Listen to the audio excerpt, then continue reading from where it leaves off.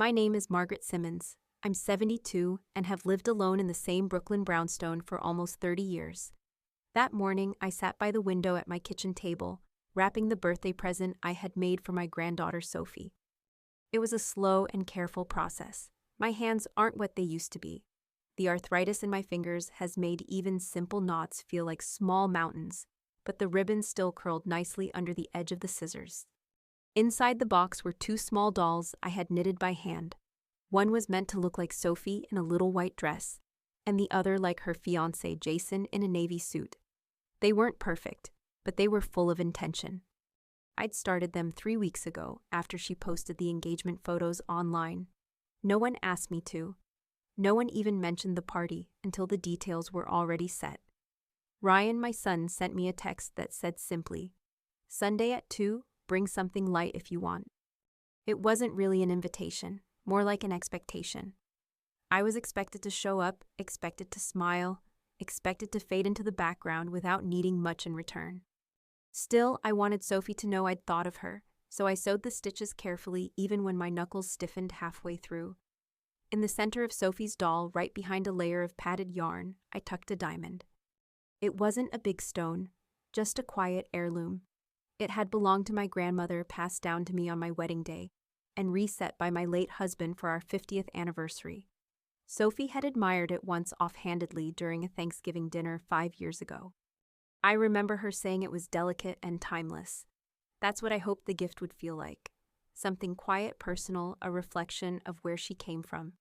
I thought maybe it would mean more because it wasn't flashy. I placed the box in a cloth bag and held it close to my chest. Outside, the sky was gray, soft, and overcast, like a day trying to keep its feelings to itself. I hadn't seen Sophie in months, not really.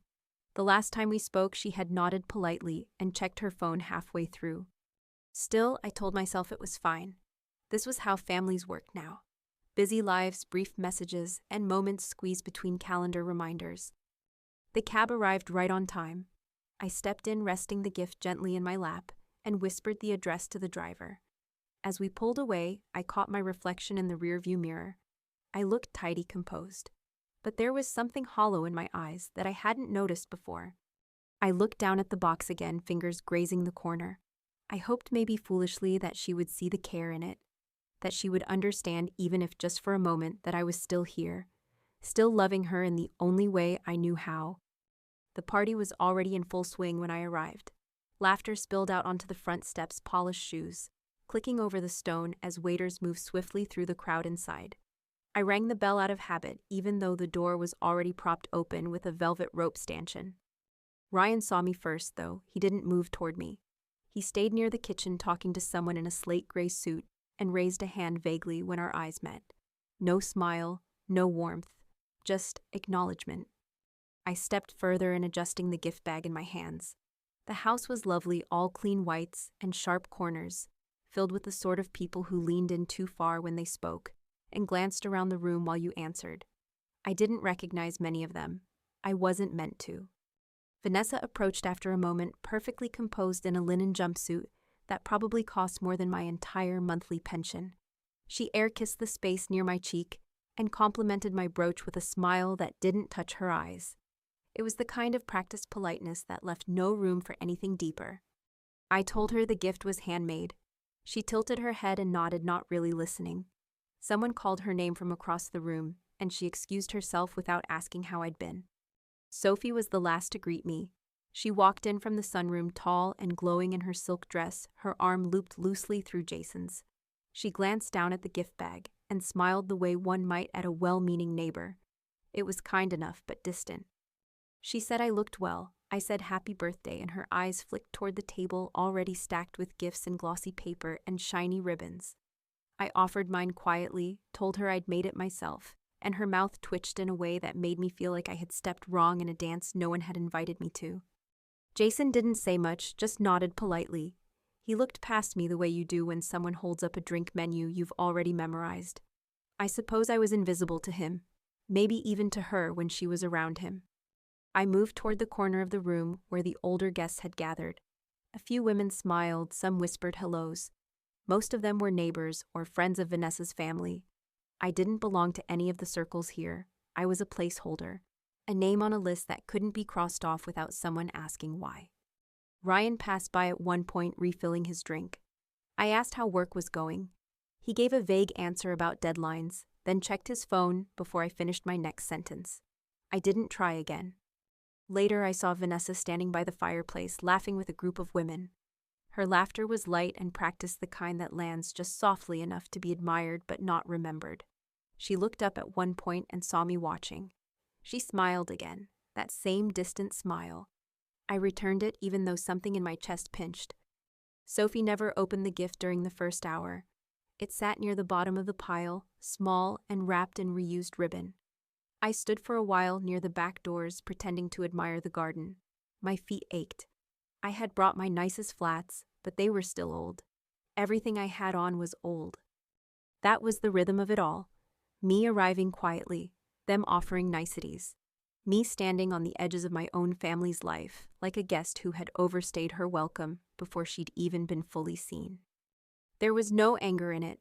Not really, just a slow ache, like something left out in the sun too long, fading without anyone noticing. I had stopped expecting more a long time ago. Still, it always surprised me how loud indifference could feel. It hummed in the space between words, in the way Ryan avoided my eyes, in the way Vanessa always spoke with her back slightly turned.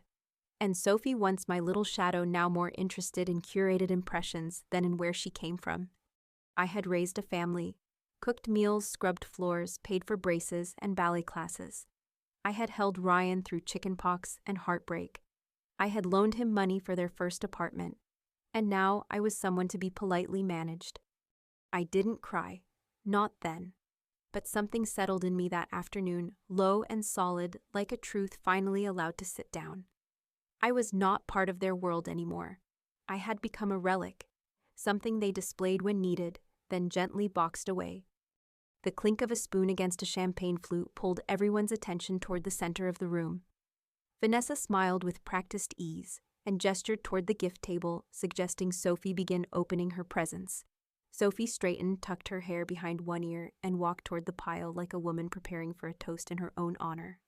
She picked up the larger, shinier boxes first, laughed at cards with inside jokes I wasn't part of, said thank you in ways that sounded like they belonged in a speech, not a conversation. Then her eyes landed on mine. For a second, I thought I saw something soften. Maybe she remembered summers at my place, chocolate chip pancakes on Saturday mornings. But if she did, it didn't last. She reached for my gift with 2 fingers and lifted it like it might leave something on her dress. I stepped forward just slightly, just enough to whisper a quiet happy birthday. She smiled. Not a cruel smile. Just hollow, like she was moving through the steps of something she'd already outgrown. She opened the box slowly, more out of performance than curiosity, pulled out the dolls by their arms, and held them up for everyone to see. Her eyebrows lifted, and she laughed. A short, sharp laugh that bounced against the high ceiling and felt louder than it should have. "This is so vintage," she said, and turned them so the crowd could see. "Look, it's me and Jason from like 1954. A few people chuckled. Jason gave a dry smile and sipped his drink. Vanessa let out a polite laugh, the kind that covered awkward silences. Ryan barked something that might have been amusement or just tension. And then the sound spread. People I didn't know, didn't recognize, let themselves laugh too, because no one wanted to be the one not in on the joke. I stood there, hands still half folded, watching her dangle the dolls like they were decorations found in an old attic. The room tilted just slightly as heat rushed to my face. But I didn't move. I didn't say anything. My legs stayed rooted even as something in my chest cracked in two. I felt the sting crawl up my throat, but I swallowed it. Just like I'd swallowed everything else over the years. Their distance, their small dismissals, their need to make me small so they could feel large. No one stopped her. No one said maybe don't, maybe wait, maybe look closer. Not even Ryan, especially not Ryan. The dolls hung in her hand like a punchline. I had stitched them with fingers that ached every night. I had squinted through bifocals to embroider the collar on Jason's suit. I had thought, maybe foolishly, that something handmade still had a place here. I turned slightly toward the window, pretending to admire the sky. The sun was starting to dip, casting long shadows over the table. I counted slowly under my breath the way I used to when calming down a crying child. Only this time, the crying was inside me, and no one was reaching to comfort it. Someone started a toast. Glasses clinked. Sophie placed the dolls on the table beside her without looking. One tipped over, landing sideways. I wanted to pick it up. I wanted to gather it back and say, never mind. But I didn't. I stood there swallowed whole by a room full of people who were supposed to know me, supposed to love me, and not one of them saw that I was breaking. The apartment was dark when I came in. I didn't turn on the lights. The quiet felt like company. I slipped off my shoes and set the gift bag on the counter. The dolls were still inside, untouched. I hadn't had the heart to take them out. My laptop sat open where I'd left it. A new email blinked at the top of the screen. The subject line read, Venue Confirmation, Simmons Estate, with a bright PDF icon attached. I clicked it without thinking. The document was from a wedding planner. Page after page of details, diagrams, floral mock-ups. The header said Simmons Family Home, Middlebury, Vermont. That was my house. The one Robert and I bought 40 years ago. The one with the blue shutters and the cherry tree in back. I kept reading. Renovations approved. Tent capacity 120. Kitchen restructuring in progress. Construction scheduled to begin next week. The words blurred slightly as I reread them. My name appeared once, as owner listed on permits. Not as a decision maker, not as someone to consult. Just a formality. Another message came in. Ryan this time. A short text with a link and one sentence. Vanessa found a lovely retirement place just outside Hartford. Just to explore, no pressure. I stared at the screen. The cursor blinked, waiting. I didn't reply. I walked to the bedroom and sat at the edge of the bed. The keys to the Vermont house were still on my nightstand. A silver tag engraved with Robert's initials hung from the ring. I reached for them without thinking and held them in my lap. I had imagined passing that house to Sophie one day. Maybe not formally, maybe just weekends at first. Visits in the summer, a place for future children to play. But now it wasn't mine, not really, not in their eyes. It was a backdrop, a photo opportunity, something to strip and dress and fill with people who didn't know what the living room smelled like after Robert lit the fireplace on Christmas Eve. They didn't ask, they assumed. That was the part that stuck. The quiet certainty that I wouldn't mind, that I wouldn't say no. And maybe for years I wouldn't have. Maybe I would have smiled and said whatever works for you. But tonight something shifted. Something sharp broke loose from inside the softness. They weren't just moving me aside. They were moving me out. With schedules and signatures and blueprints and links to places where no one knew my name. The drive to Vermont was longer than I remembered. The road curved through familiar hills and the sky stayed gray the whole way. I didn't stop for coffee or gas or to collect my thoughts. When I pulled into the gravel driveway, a sleek black SUV was already parked in front of the porch. I didn't recognize it. I sat in the car for a moment, staring at the front steps, then reached for the keys. The door was unlocked. I stepped inside quietly like a guest in my own house. The smell was different, fresher somehow. Someone had opened all the windows. I heard voices coming from the living room. They echoed slightly, like they didn't belong here. I followed them down the hall, past the coat rack Robert made from old maple branches, past the picture of Sophie in a Halloween costume I'd left hanging too long.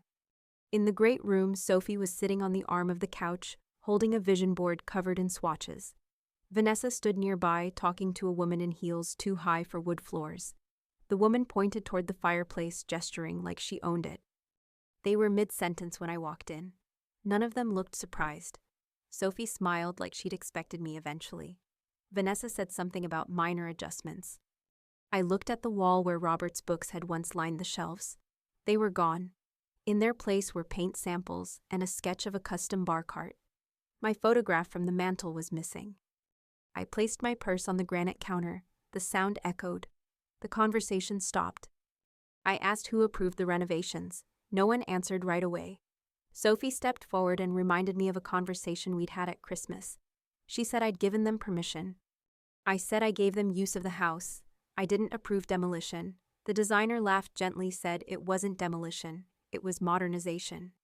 I walked over to the front window and looked out at the old swing Robert built for Sophie when she was 5. It still hung tilted to one side. The rope had frayed, but held. Behind me, the designer kept talking. Open space, natural light, Instagram potential. I didn't turn around. I asked where the photograph was. Vanessa looked around vaguely and said they'd packed a few sentimental things to keep them safe. I nodded. Later in the garage, I found 3 boxes labeled Margaret's items. Inside were the photo Robert's books, our anniversary album. The dolls were on top, tossed like filler. One of them was crushed slightly at the side. I picked it up. The yarn was still soft. The diamond inside was still there. I closed the box and sat in the silence for a long time.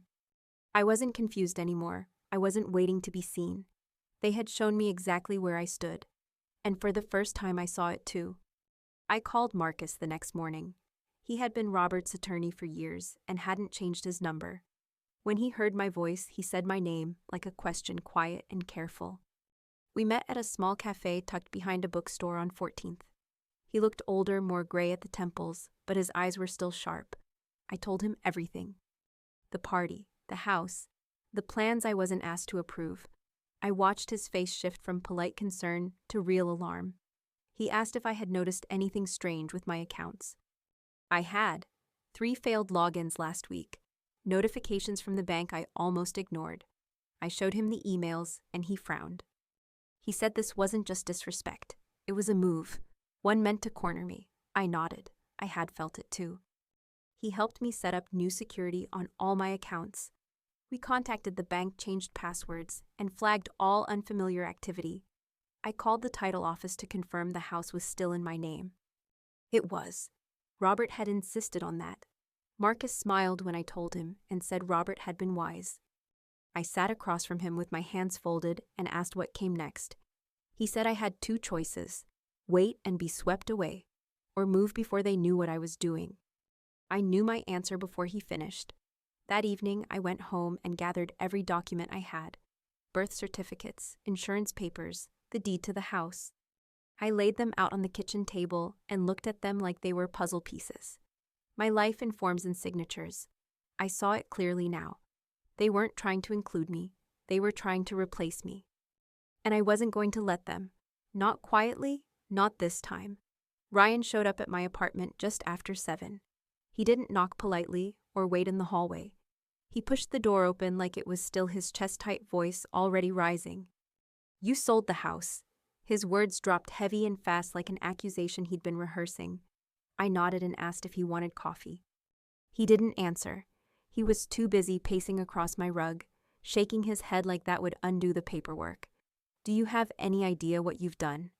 "Yes," I answered calmly. "I've simplified my life." He laughed bitter and sharp. "You've sabotaged Sophie's wedding. You've humiliated this family. The invitations are out, the planners booked. Do you understand that?" I looked at him and said the words slowly. "That was never your house, or Sophie's. It was mine.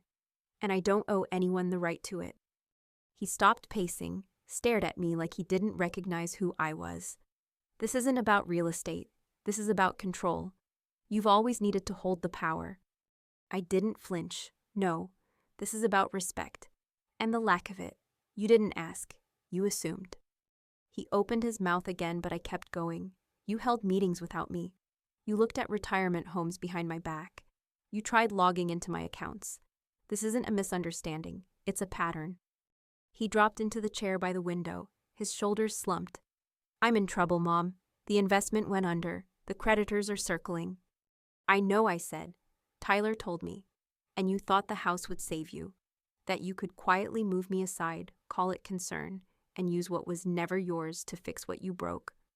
His eyes filled, but he blinked it back. "It wasn't supposed to go like this. I wasn't supposed to lose everything." "You didn't lose everything," I said gently. "Just the ability to assume I'd always give in."